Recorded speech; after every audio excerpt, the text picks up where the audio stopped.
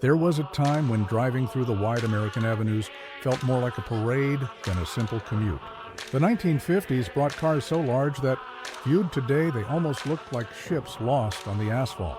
It was a time when opening the door of a Cadillac took up half the sidewalk, and parking a Buick Roadmaster could become a true exercise in patience. But back then, no one cared. The bigger the car, the higher the status. And that's how the famous Asphalt boats were born. True legends on four wheels that still evoke nostalgia and curiosity today. The birth of the Asphalt boats. The United States of the 1950s was at the height of optimism. The economy was growing, families were moving to the suburbs, and the idea of the American dream seemed more real than ever. In this setting, cars stopped being merely a means of transportation and became symbols of prosperity. That's when enormous wide automobiles began to appear, with imposing fronts and rear ends that seemed to have no end. The nickname Asphalt boats didn't come out of nowhere. As they crossed the highways, these vehicles resembled ships parading through traffic, taking up space with a grandeur no other kind of car conveyed. What's curious is that, at the time, this gigantism wasn't seen as excess, but as a synonym for power and modernity. Each new release arrived bigger and bolder than the last, turning many home garages into a true showcase of status. This transformation left its mark not only on the industry, but also on the collective imagination. Anyone who had the chance to sit behind the wheel of one of these boats felt they were driving much more than an automobile. It was like steering a piece of the future, a promise of comfort and grandeur that fit right on the sidewalk. The extravagant design of the era. If there was anything that set 1950s cars apart from any other period, it was the visual spectacle they offered. Designers were less concerned with simplicity and more interested in creating true sculptures on wheels. Long lines ran the length of the bodywork, chrome trim reflected the sunlight, and an abundance of details that today might be considered over the top were, in that decade, celebrated as signs of progress. The famous tail fins, inspired by the Victorian aircraft and rockets of the space race, symbolized the confidence of a society that believed in the future. The larger and more steeply angled those rear extensions were, the more the car stood out on the streets.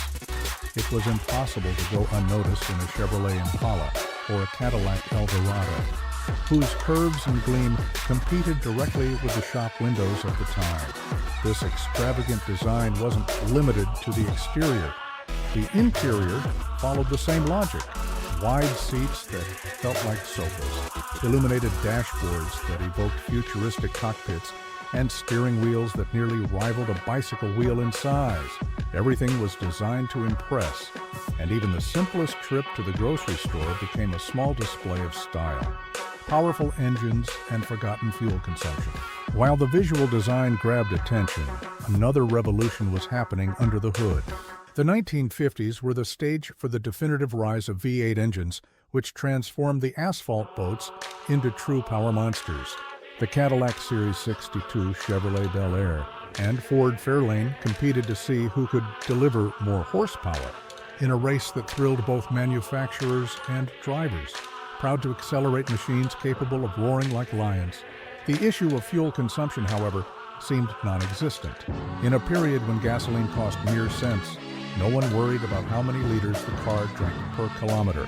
What mattered was the feeling of power when pressing the accelerator and feeling that engine respond as if ready to cross the entire country. For many families, this detail of economy simply wasn't part of the conversation.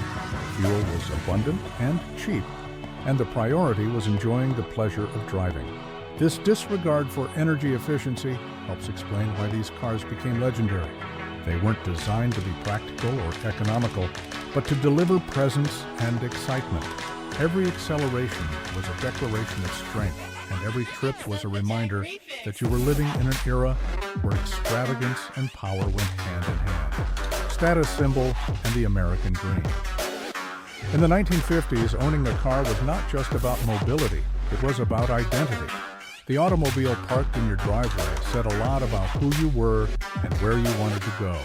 The land yachts represented exactly that: prosperity, social ascension, and the promise that the American dream was within reach for any family willing to pursue it. The newly built suburban streets became improvised runways. Families proudly displayed their shiny Cadillacs on the sidewalks while neighbors watched with a hint of envy. For many, buying such a car was the culmination of years of hard work and saving, a personal victory that went far beyond the vehicle's practical purpose. Hollywood further reinforced this image. Movie stars appeared in magazines alongside luxurious models, and each photograph served as an indirect advertisement for the lifestyle every American desired. The car was no longer merely a means of transportation.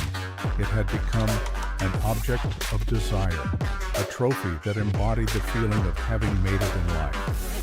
Iconic cars that defined an era. Among the many models released in the 1950s, some stood out in a special way and remain forever in the memories of car enthusiasts.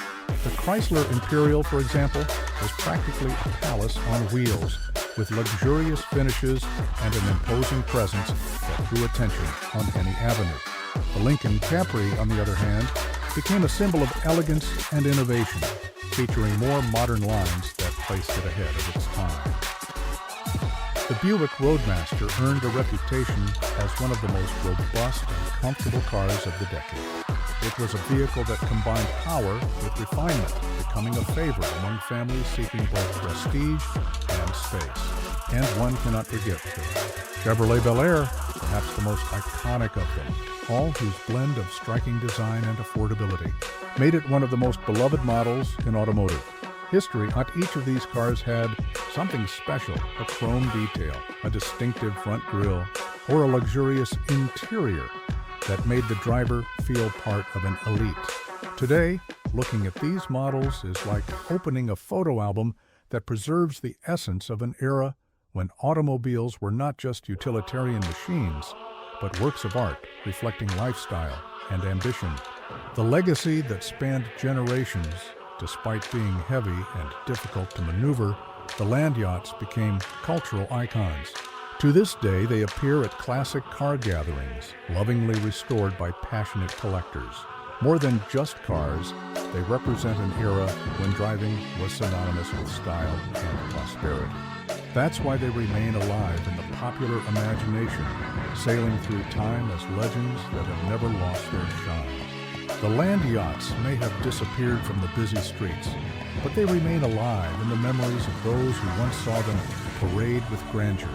They represent a time when every detail reflected not just a car, but a lifestyle, and that's why they remain cherished in the hearts of those who missed the golden age of automobiles. And what about you? Have you ever come across one of these classics or hold memories of when they used to cruise down the avenues? Share your story in the comments below, because each memory helps keep this special part of the past alive. If this video brought back good memories, don't forget to leave a like, subscribe to the channel, and turn on notifications. That way you can keep traveling with us through other decades filled with stories, curiosities, and nostalgia. Because in the end, these cars aren't just relics of iron and chrome. They are pieces of a time that still echoes in every memory. And together, we can preserve them forever.